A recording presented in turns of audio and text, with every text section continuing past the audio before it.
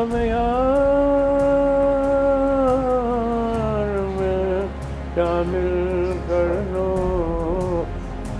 ये नशा बढ़ता है शराबें जो शराबों में मिले। Ladies and gentlemen, welcome back to the NDTV series India through the eyes of its icons. If we had only words to express ourselves, there would be no bigger heroes than the scriptwriters. And in the history of Bollywood, actually the history of Bollywood will always remain incomplete if the titanic figure, the iconic figure that joins me today, Mr. Salim Khan, if he would not have paired with Javed Akhtar, and two of them would not have delivered the biggest blockbusters of all time. Salim Khan साहब, welcome to NDTV. मगर इसमें सब में अच्छी बात तो ये है कि ऐसा नहीं है कि फ्लूक में हो गया है। ये था, मैं काम करता था अबरार साहब के पास। अबरार जो राइटर थे, जो गुरुदत्त के, उनके साथ काम करता था एज एन असिस्टेंट। तो इतने लोली पेड थे जो राइटर्स थे कि आपको सुन के तरस आएगा कि ये था क्या। इतना उनका जो रेम्यूनरेशन था वो इतना छोटा और इतना ख़राब था कि मैं बताइए। तो ये ऐसा, इसलिए ये टारगेट नहीं था कि हम एक एक्टर के बराबर पैसे लेंगे या एक्टर से ज़्यादा लेंगे। उनको पैसे मिलते ही नहीं थे, समझे। उनको सारा के सारा प्रोड्यूसर जो था वो सेटल करता था कि इतने पैसे देंगे, मोड ऑफ पेमेंट करता था कि इतने पैसे देंगे। और पैसे मांगने के लिए कुछ ना कुछ रीज़न बताना पड़ता था कि बेटी क्या स्कूल की फ़ीस भरना है, समझे, रेलवे का पास भरवाना है, बिजली का बिल भरना है, all that's the way. And when I came and when I started working as an actor, तो मुझे लगा कि ये एक्टर वगैरह तो ठीक है, मगर जो सब में इम्पोर्टेंट चीज़ जो है वो है फिल्म की स्क्रिप्ट। अगर स्क्रिप्ट कमज़ोर है, अगर स्क्रिप्ट ठीक नहीं है तो पिक्चर चल ही नहीं सकती। It is impossible. Every picture which has run उस ज़माने में उसकी स्क्रिप्ट बहुत अच्छी थी, और उस पर ना चले एक्टर को बहुत काम करने के लिए फिर अच्छी स्क्रिप्ट हो तो मिलता भी है, मौका भी मिलता है। तो एक दिन मैंने बैठे बात कर रहे थे तो मैंने कहा कि अबरार साहब, एक ज़माना ऐसा आएगा कि एक्टर के बराबर के पैसे लेगा राइटर। तो कहा, क्या कहा? सुन लिया था उन्होंने। मैंने कहा कि एक ज़माना आएगा कि जो राइटर जो है वो एक्टर के बराबर पैसे लेगा। तो कहने लगे, मियाँ मेरे सामने तो आप ये बात कर रहे हैं, किसी और के सामने बात करेंगे तो पागल कहेगा। तो मैंने कहा, वाई नॉट? तो कहने के दिलीप कुमार लेता है 12 लाख रुपए, उस ज़माने में शायद लेते होंगे 12 लाख रुपए। तो एक्टर को मतलब राइटर को 12 लाख मिल जाएंगे।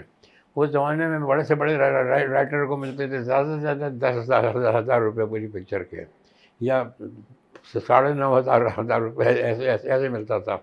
और तो कहा कि तो इतने पैसे मिल जाएंगे। मैंने कहा कि अगर पिक्चर ऐसा लगता है कि ये स्क्रिप्ट में से चली है पिक्चर, इसकी स्क्रिप्ट बहुत अच्छी थी तो नेचुरली वाई नॉट। तो कहने मैं आपसे बहस करना नहीं चाहता हूँ, समझे, मगर ये मेरे सामने कहा है और किसी के सामने मैंने कहा। मैंने कहा देख लीजिएगा। जब एक फिल्म के अंदर ऐसा हुआ कि मैंने, अगर नाम लेना नहीं चाहूँगा, कि मैंने एक्टर से ज़्यादा पैसे लिए, समझा। तो मैंने उनको फ़ोन किया। मैंने कहा, अबरार साहब, आपको याद है कि हमारी एक बात हो रही थी कि एक ज़माना आएगा कि वो एक्टर के बराबर के पैसे लेंगे। तो कहने, हाँ भाई, मेरी याददाश्त बहुत अच्छी है, मुझे मालूम है, और तुम लोग बहुत अच्छा काम कर रहे हो और बहुत अच्छी है बने हैं फिल्में। तो मैंने कहा, नहीं, मैंने गलत कहा था। तो कहने, गलत कहा था? तो थोड़ा सा वो वापस उन्होंने कहा, सुनो तो सही। मैंने कहा वो एक्टर से ज़्यादा ले लिए हैं मैंने। आपसे कहा था कि एक्टर से ज़्यादा। तो वो जो एक्टर का उस ज़माने में जो था 12 लाख रुपए, उसमें मैंने पूछा प्रोड्यूसर से कि कितना दिया है, तो कहने का 12 लाख। तो मैंने कहा हमको 12.5 दे देना। तो उसने हाथ हाथ मिला लिया कि देखना ओके आई गेट इट। वो समझ रहा था पता नहीं कि कितने पैसे देंगे, 12.5 से कितने मांग लेंगे, 21 मांग लेंगे, 22 मांग लेंगे, कुछ भी पागलों की तरह ये तो चल रहे हैं। लेकिन जावेद साहब और आपकी जोड़ी, जो आइकॉनिक जोड़ी मानी जाती है, उसका ख्याल किसको आया था? उसका ख्याल ये आया कि हम साथ में काम कर रहे थे। हाँ। और यहाँ सिप्पी फिल्म के अंदर एक स्टोरी डिपार्टमेंट बनाया था उन्होंने, जो अपना रमेश सिप्पी ने। तो उसमें एक कमरा था कि एक फ्लैट था, उसमें एक कमरा था, वहाँ हम लोग बैठ के काम करते थे। तो सब अपने अपने आइडियाज़ लाते थे, सब अपने अपने वो लेके आते थे प्लॉट, और उस पर काम करते थे। तो उसमें मैं और जावेद साहब ने कहा कि वहाँ चलते हैं, नौकरी ढूंढते हैं, इसलिए काम हम तो था नहीं। तो वी वेंट देयर। तो उन्होंने कहा कि कुछ सुनाइए, आपके पास कुछ हो। तो हमने अपने पास जो प्लॉट थे या जो भी क्या कैरेक्टर थे वो सुना है। तो उन्होंने हमको 750 रुपये महीने पर रख लिया, समझे। और उसके बाद जो हमारी तरक्की होती गई 7.5 से 10,000। लेकिन स्टोरी के आइडियाज आपके ही आते थे? ये स्टोरी आइडियाज आपके रहते थे? स्टोरी आइडिया होते थे, और सब फिर जो होते थे उनके जो राइटर थे, वो बैठ के उसका कमरे में काम करके उसकी इसकी बनाते थे स्क्रिप्ट। उस ज़माने में वो पिक्चर वाली अंदाज, हाँ, जिसमें राजेश खन्ना था, जिंदगी एक सफ़र है सुहाना, ब्लॉकबस्टर सुपर हिट गाना था वो था। और उस ज़माने में बनी है सीता और की गीता बनी है। हाँ, उस ज़माने में ये ऑफिस में जो बनी थी स्क्रिप्ट, उनमें से ही है। सलीम साहब, ये बताइए मुझे, आपने कहा कि ये दिमाग में नहीं था कि पैसे ज़्यादा लेने हैं, लेकिन राइटर की स्थिति को सुधारने का, उसको वो तो बहुत ही ऐसा लगता था कि बहुत ही जाती है वो, बहुत। So you had it in your mind that has to be changed. ये क्या है अच्छा। और इसकी वजह से ऐसा लगता है कि इसकी कोई यानी कोई वैल्यू नहीं है, यानी सिर्फ। तो वो था कि यार अच्छा। और दूसरी बात ये कि वो जो किया था, वो जिसने हंगामा मचा दिया था, वो नाम नहीं था हमारा। आपने स्टैम्प किया था? जब पिक्चर रिलीज हो रही थी जंजीर, तो उसमें नाम नहीं था। अब जंजीर तो ऐसी फिल्म की थी जिसकी पूरी कंप्लीट स्क्रिप्ट थी हमारे पास, जो हमने पूरी स्क्रिप्ट बेची है, समझे। और उसमें हमारा नाम नहीं। तो हमने कहा ये क्या बात हुई, नाम नहीं है। तो हमने एक पेंटर को लिया और उसके साथ पेंट को दिया, उसको एक गाड़ी दी और उसको एक लेटर दिया और कहा कि पूरे जितने बॉम्बे के अंदर वो हैं आपके पोस्टर सबके ऊपर वो सेल के अंदर रिटर्न बाय थैली में जाओ। तो अब वो रात को गया, दारू पी ली होगी उसने, वो चढ़ के उसने लगाना शुरू की थी। कभी किसी के मुंह पे लग गया, तो किसी के हाथ पे लग गया, तो किसी का, वो सब के सब। तो वो झटका बहुत बड़ा लगा सबको। तो उन्होंने कहा भाई तो तुम अपना वो ये सब मत करना, हम आपका नाम देंगे, समझे। तो लेकिन उसके बाद हाँ, सलीम जावेद ने जब स्क्रिप्ट लिखी, राइटर्स थे, तो उनका नाम हुआ। उसके बाद किसी राइटर का नाम क्यों नहीं हुआ? इतना किसी का रिकॉर्ड ही नहीं था ना। 16 पिक्चरें लाइन से हिट हुई हैं हमारी, 16 पिक्चरें लाइन से हिट हुई हैं, एक के बाद एक, एक के बाद एक के बाद एक है। तो ये था कि लोग इंतज़ार करते थे इसलिए जो कि अब फ्लॉप होगी, अब फ्लॉप होगी। और जब पहली फिल्म फ्लॉप हुई थी तो चैम्पियंस को खुली थी, और वो तो ठीक है कि बाकी लोगों को बहुत खुशी हुई थी, मगर जिन लोगों को बहुत फ़ायदा हुआ था राइटर्स को, उनको भी बहुत खुशी हुई। अब गए, चलो ठीक है। कौन सी थी सर जो पहली फिल्म फ्लॉप हुई इतने मेगा सक्सेस के बाद, और कैसा लगा उस समय आपको? एक पिक्चर बनी थी, उसकी स्टार कास्ट भी बहुत बड़ी थी, ईमानदार। वो स्टार कास्ट भी उसकी बहुत लंबी चौड़ी थी, और उसके बाद वो एक्चुअली उसके अंदर जो फ्लॉज जो वो स्क्रिप्ट के ही फ्लॉ थे, स्क्रिप्ट पे ही चलती थी, और ये उसका जो फ्लॉ था जो वो था स्क्रिप्ट का। You are a humble man mister Salim Khan, you know, आपको ये मानने में कोई गुरेज नहीं है कि स्क्रिप्ट का ही फ्लॉ था उसके अंदर। नॉर्मली जब बड़े लोगों को ये मानने में बड़ी दिक्कत होती है कि अभी चिल्लाने की क्या ज़रूरत है कि जब पिक्चर लोग देख रहे हैं और सुपर हिट हो रही है तो उसके बाद एक आदमी चिल्ला सलीम खान या जावेद अख्तर के, ये देखो हमारी पिक्चर चली है, अरे चल रही है भाई, देख रहे हो, हिट हो रही है, एक के बाद दूसरी बात चलती गई एक के बाद, और ये पहली पिक्चर फ्लॉप हुई थी। उसके बाद तो बाकायदा लोगों ने बहुत खुशी मनाई थी, मतलब जो राइवल्स थे या जो सोचते थे कि अब कब फ्लॉप होंगे, ऑल दैट। आपकी जो कहानियां थी वो उस जमाने का रिफ्लेक्शन थी। एंग्री यंग मैन, जो नाराजगी थी वो दिखा रहे थे आप अपने स्क्रिप्ट्स के दौरान। लेकिन वो जो है, अगर इस तरह के एंग्री यंग मैन इस जमाने में बनते तो क्या जो नाराजगी वो बस ट्विटर पे दिखती या सोशल मीडिया पे दिखती? तो ये जो जेनरेशनल शिफ्ट है वो किस तरह से देख रहे हैं आप? आई डोंट नो कि क्या होता अभी, हो सकता था आज के ज़माने में अगर होती तो बैन भी होती, इसलिए कि बट आई डोंट थिंक कि आज भी मोर और लेस ऐसे ही थे, उस ज़माने में भी ये था। खान साहब ये बताइए मुझे कि ये मैं हमेशा से सोचता था, आज आपसे मुलाकात हुई है तो सोच रहा हूँ पूछ ही लूँ कि आप लोगों का जो पीक था उसके बाद बॉलीवुड में कहानियों से आम आदमी जो हुआ, आम इंसान, चाहे वो आपके बाद एक सोशल फिल्मों का दौर आया, अमोल पालेकर के हीरोशिप का दौर आया, वो भी एक आम आदमी ही था। लेकिन उस दौर के बाद आम आदमी 90s और फिर 2000 आते आते खासकर ऐसा लगा या तो फिल्मों से हाशिए पे चला गया या फिल्मों से निकाल दिया गया। ऐसा आपको भी फील हुआ क्या कभी कि आम आदमी की कहानी सिनेमा से गायब हो गई? उसकी वजह बहुत सिंपल है कि रीडिंग जो है वो मोस्ट इम्पॉर्टेंट है। लिखोगे क्या जब तक कुछ पढ़ोगे नहीं, जब तक लिखोगे क्या? अगर उस ज़माने में चाहे वो दिलीप कुमार हो, चाहे वो भारत भूषण हो, सबके घर पर लाइब्रेरी हुआ करती थी, सबकी गाड़ी के अंदर एक वो होती थी बुक, कोई जो पढ़ रहे होते थे आके। सारी हीरोइंस जो थी उस ज़माने में बेस्ट सेलर्स को पढ़ती थी जाके, शॉर्ट के बीच में जो कॉपी मिलता था। एवरीबडी वॉज इंटरेस्टेड और पढ़ते थे फिल्म, तो everybody used to read and reading अभी कोई पढ़ता ही नहीं है। एक सवाल इसी के फॉलोअप में सर मैं पूछ लेता हूँ that your son is a mega star of Bollywood and he has been a mega star for decades now.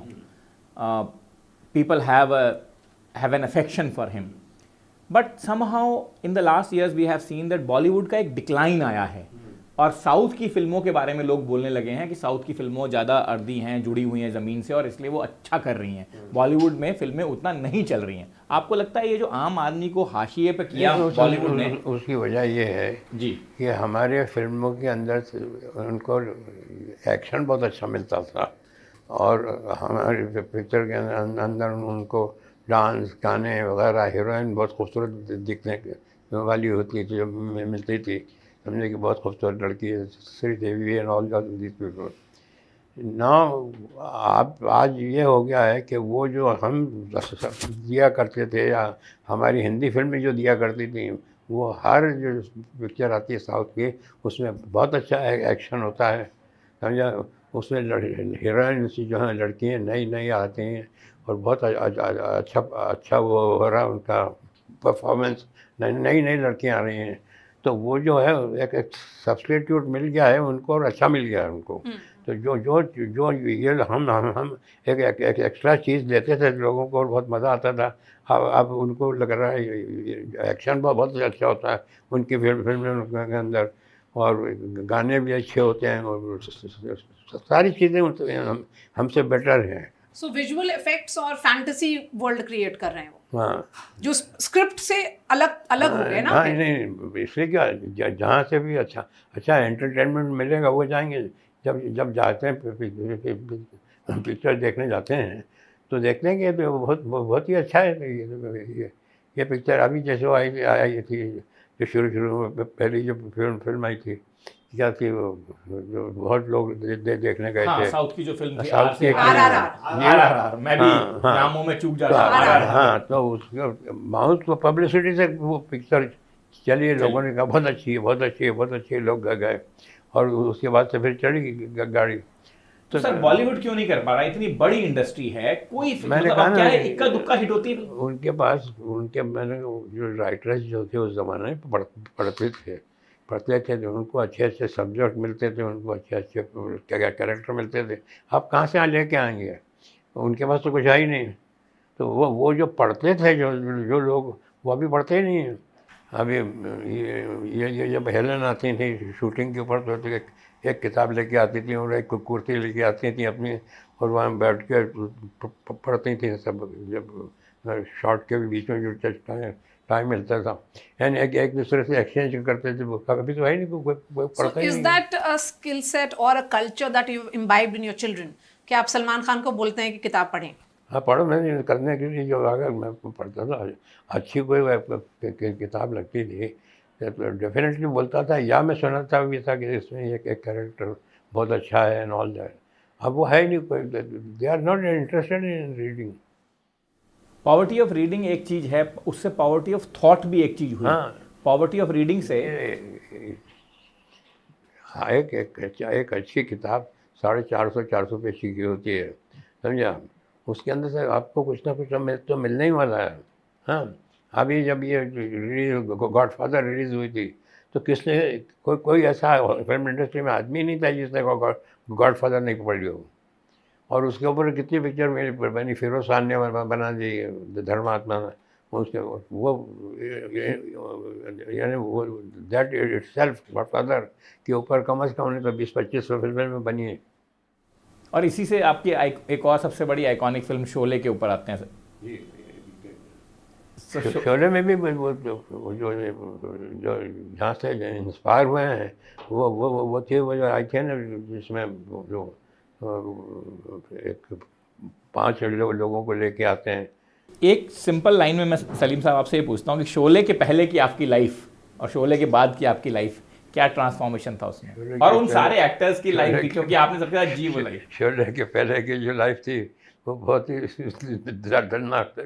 दर्दनाक थी, समझे। ऐसे ही छोटी छोटी पिक्चरें लिखते थे।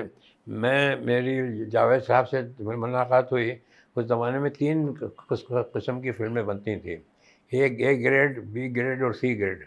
तो मुझे सी ग्रेड की फिल्में मिलती थी, जिसमें तलवारबाजी की और कुछ भगवान दास दाकिया की पिक्चर, उस ज़माने में बाबूराव पहलवान की पिक्चर, ऐसे उसमें।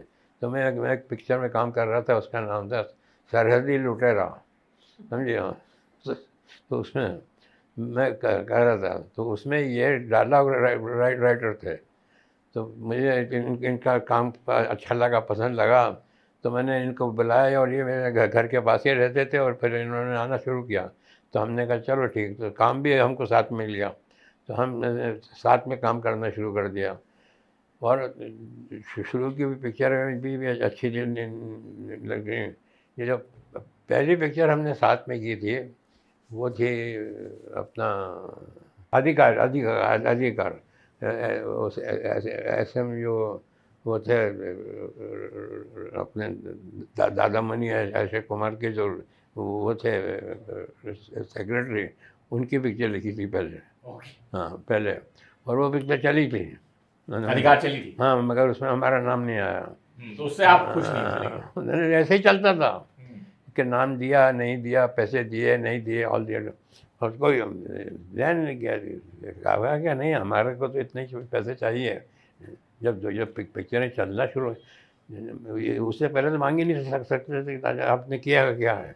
अच्छा, जब ये सलीम खान साहब, इस बात पे बताइए मुझे कि जब आपने अमिताभ बच्चन से ज़्यादा पैसे आपने ले लिए एक ज़माने में, तो क्या इंडस्ट्री का रिएक्शन था? यस, बोलते थे पागल है ये, पागलपने की बात करते हैं, ठीक है मत दो पैसे।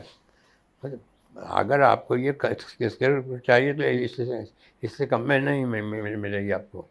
और पहले से भी बोल दिया करते थे कि भाई देखिए ये पहले सुन लीजिए, अगर बाद में आप कहेंगे कि हमको कहानी पसंद आ गई इसलिए आपके दिमाग ख़राब हो गया, हम अभी से बता रहे हैं कि ये कहानी जो है ये इतने में मिलेगी आपको, समझे।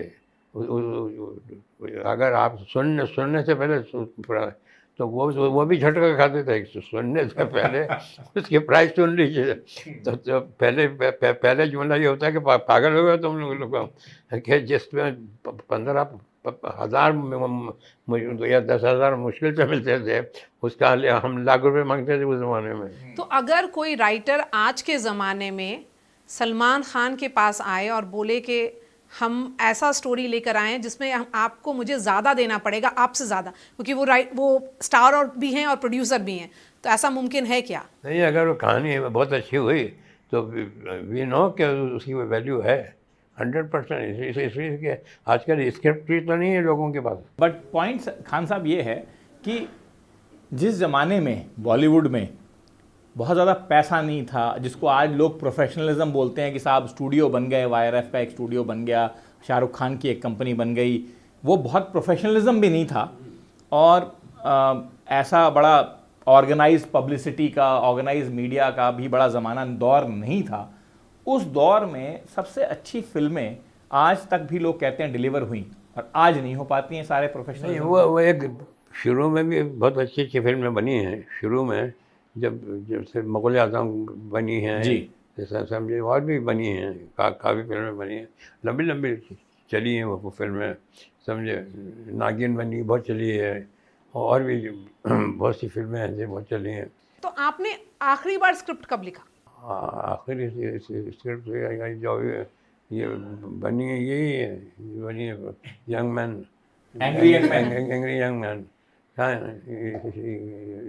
इसका सारा मटेरियल तो हम नहीं दिया ना, जी। कि ये यहाँ ये डाल दो, यहाँ हमारी ज़िंदगी की कहानी दे दी हमने।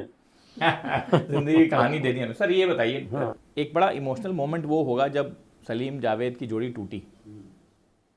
जी, अब देखिए क्या है कि जब उन्होंने मुझसे कहा कि मैं अलग होना चाहता हूँ, ठीक है, कोई किसी को ज़बरदस्ती तो रोक नहीं सकता है, ऑल दैट। मुझे तो अभी भी नहीं मालूम कि क्यों अलग हुआ, समझे। अगर हो गया तो हो गया, उन्होंने कहा कि मैं अलग काम करना चाहता हूँ, मैंने कहा ठीक है, ऑल दैट।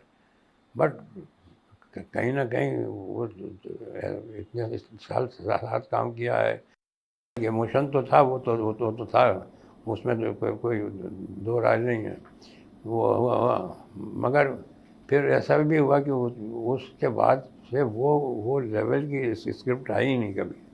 आपने भी उसके बाद किसी और के साथ पार्टनरशिप नहीं किया? नहीं, आप भी अकेले हो गए, वो भी अलग हो गए? वो भी आ गए। और उसके बाद अलग अलग होकर के आपकी जर्नी कैसी रही? उतनी कामयाब थी? नहीं, देखिए, एक दोनों पढ़े लिखे थे, ग्रेजुएट थे, दोनों पढ़े थे, कॉलेज में रहे थे, दोनों अच्छे फैमिली के थे। तो ये हुआ कि अपना क्यों अलग हुआ है ये भी किसी को नहीं बताया, उसका जिक्र ही नहीं किया। उस चीज़ का क्या जिक्र जो मुमकिन ही नहीं, समझे। हम ऐसे अलग हो गए, मगर मिलना जुलना था, बात करते थे, उनके घर के सामने से ही निकलता था, मैं रोज़ वॉक करता था, हाथ वाथ हिलाता था, वो भी हाथ हिलाते थे। तो वो रिश्ता है और वो दोस्ती तो था, उसमें था। मगर ये कि ऐसा लगता था कभी ना कभी मिलेंगे, साथ में काम करेंगे।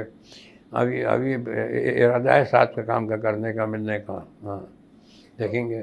तो अब आप अपनी ज़िंदगी और आप अपनी जो स्क्रिप्ट राइटिंग की जर्नी और हिंदुस्तान की जर्नी के बारे में बताइए, किस तरह से दोनों मिलते हैं और अलग होते हैं? आपको ऐसा नहीं लगता कि यही हालात जो हैं, जब भी थे यही हालात अब भी हैं, वो वैसे क्या लेंगे।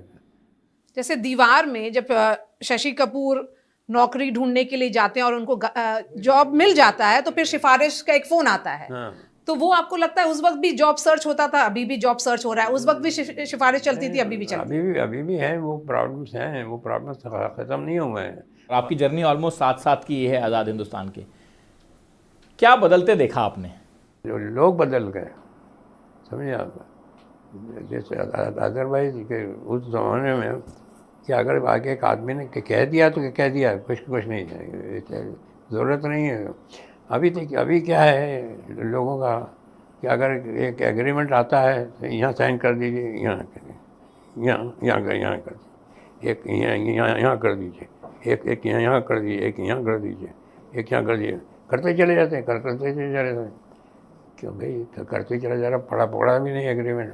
अरे जब देना ही नहीं है तो पढ़ने की ज़रूरत क्या है? एग्रीमेंट का भी एतबार नहीं है, पहले जबान का एतबार था। क्या नहीं, और इससे फैक्ट। आपने सर सबसे ज़्यादा ब्लॉकबस्टर फिल्में डिलीवर करी अमिताभ बच्चन के साथ में, और आप लोगों की जोड़ी टूटने का एक असर अमिताभ बच्चन जी पे भी जरूर पड़ा होगा। जरूर पड़ा होगा, उनको इस बात का अफसोस हुआ होगा कि कभी बात हुई उनकी आपकी इस सिलसिले में? नहीं, मैं अगर होता उनकी जगह, और जैसे जावेद साहब गए या मैं गया तो उनको यही राय देता है कि मत छोड़ो, अच्छा खासा तुम्हारी एक जोड़ी है, वो काम कर रही है, अच्छा खासा चल रहा है, काय के लिए इसको तोड़ते हो? तो मैं होता तो ये करता। तो फिर आप उनकी बात सुन लेते और उसका फिर जोड़ी वापस आ जाती? नहीं, जोड़ी वापस नहीं आती, बस ज़रूरत ही नहीं काम करने की, ये तोड़ने की, करते रहो। तो अगर मैं होता तो ये राय देता, पता नहीं उन्होंने क्या राय दी है वो। पर आपकी बात हुई कभी उनसे इस सिलसिले में? नहीं, बात तो होती रहती है कि मुलाकात हो जाती है तो। मगर वैसे वो ज़्यादा सख्ती से बात करते भी नहीं हैं, अपने में रहने वाले, अपने वो ज़्यादा किसी के करीब आते नहीं है, वो अपने में ही रहने वाले रिजर्व आदमी है। और बाकी जो इंडस्ट्री थी, जब आप लोग हटे, आप लोगों की जोड़ी हटी, तो बाकी इंडस्ट्री का क्या रिएक्शन था उस समय? उसके बाद कुछ लोग तो खुश होते हैं कि अच्छा हुआ, कुछ लोगों को तकलीफ होती है, अलग अलग लोगों के व्यूज़ होते हैं, अलग अलग लोगों के साथ। तो पर आपने उसके बाद लोगों को बदलते हुए देखा? आप अपना अलग जब काम लेके जाते थे, अकेले जब काम लेके जाते थे, तो उसकी रिसेप्शन किसी अलग तरह? नहीं, वो तो होता डेफिनेटली था वो पीपल वर चेंज्ड।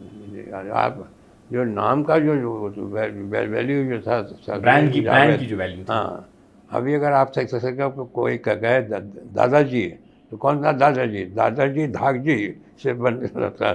महेंद्र, कौन महेंद्र एंड महेंद्र। हाँ, तो वो नाम के पैसे मिलते थे। अभी भी अगर वो वापस आएगा नाम के सलीम जावेद, तो उसका वैल्यू होगा, डेफिनेटली होगा। तो क्यों नहीं एक फिल्म बना लीजिए? हाँ, तो बनाने का इरादा है। हाँ, definitely. So we can break some news to our viewers that Salim Javed will be returning very soon. Come back. Coming soon. Come back. Coming soon. Come back of Salim Javed. Let's end on that note, because I think we have a breaking news and a point as well. But जिंदगी के फलसफे में आप अपने अंदाज में इस discussion को हम एंड करते हैं, आप ही के अंदाज में सलीम साहब। देखिए, मैं बिलीवर हूँ डेस्टिनी में, समझे। मैं ये बिलीव करता हूँ कि जो कुछ होता है, समझे, वो इंसान के हाथ में नहीं है, समझे। जो भी है सब है। और मेरी ज़िंदगी में भी जो मैंने सोचा है कि ये करूँगा, तो ऐसा नहीं कि वो हुआ, कुछ हुआ है, मगर ये सोचता हूँ कि चलो ठीक है, जो होगा अच्छा ही होगा, ठीक है, अच्छा कर लेंगे उसको, अच्छा तो बदल देंगे उसको, ऑल दैट। मगर ये कि मैं ये नहीं है कि मैं आदमी के हाथ में कुछ है। हाँ, ये है कि ठीक है, कोशिश करेगा वो, मगर वो। और वैसे भगवत गीता में भी ये है कि कोशिश करो, बस फल उसके हाथ में है। बिल्कुल। On that, those iconic words again, and a life lesson from a legend, Salim Khan. Thank you very much for speaking. Most welcome, sir. Most welcome.